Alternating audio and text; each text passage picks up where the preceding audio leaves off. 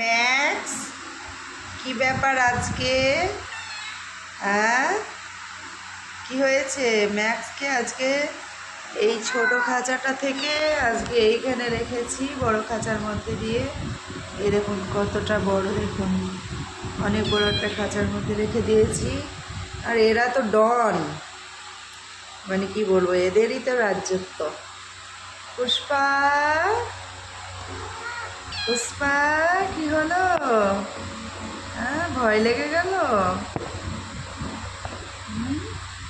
কুসুম, কি হয়েছে?